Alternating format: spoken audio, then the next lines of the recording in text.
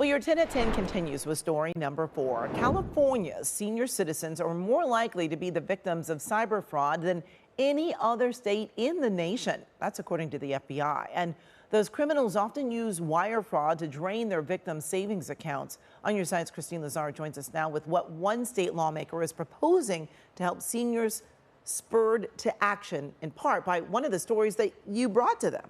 Yeah, I think a lot of people, not just seniors, think that when they wire money that they have some sort of protection, similar to when you use a credit card. But what they don't realize is the banks will say to them, even if they wire money to a scammer, hey, you told us to send it from point A to point B and we accomplished our job.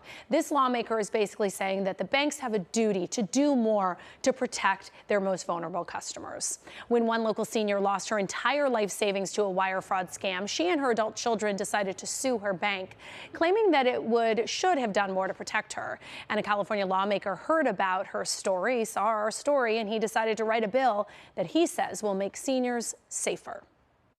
Last winter, we introduced you to Alice Lynn. At 80 years old, long since retired, she lost her life savings to scammers, wiring them more than $700,000, none of which she was able to get back. I've been through hell, and I don't want anyone, honestly, to go through what I've been through. Hoping to spread awareness and to recoup some of her losses, Lynn sued her bank, Chase, accusing them of not doing enough to protect its most vulnerable customers. Only if they had done a little something to protect elders like me from being scammed, then I wouldn't be where I am now, an 80-year-old widow, left to pick up the pieces of my life. State Senator Bill Dodd's staff saw our report last February. That's how we did hear about it. Spurring him to take action. Trying to regulate the banking business is difficult. Right now, banks can avoid any legal liability by claiming they didn't know there was fraud involved. That means once customers wire money to scammers,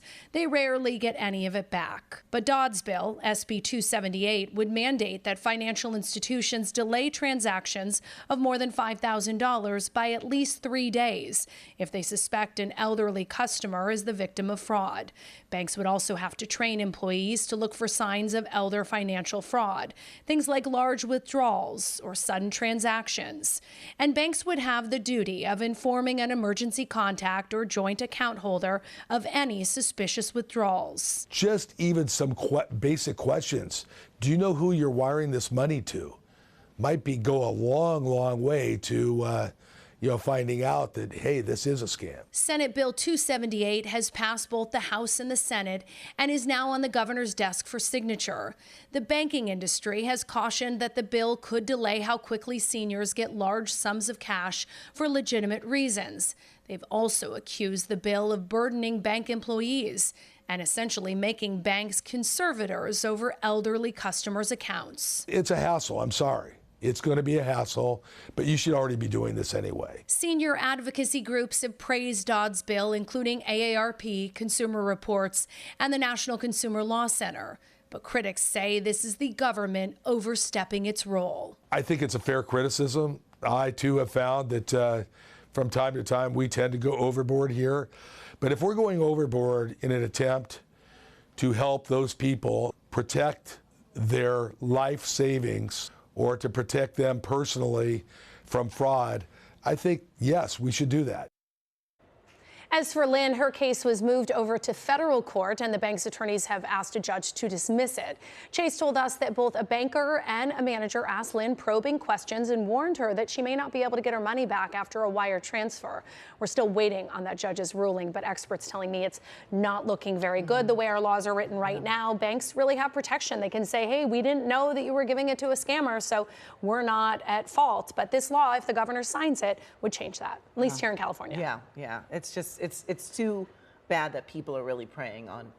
Yeah, and it's so easy. Once they wire that money, it's basically gone. I will tell you, in Europe, the banks have much more of an onus on them when something like this happens. It's just here in America where banks essentially, I don't want to say immunity, because obviously if they know that it's going to a scammer, they do have a duty to stop that, but there's not a lot of protections. We also see it with social media. When these laws were written, we didn't have wire fraud. Exactly. So it's a whole different time. Yeah. All right, Christine, thank you. All right.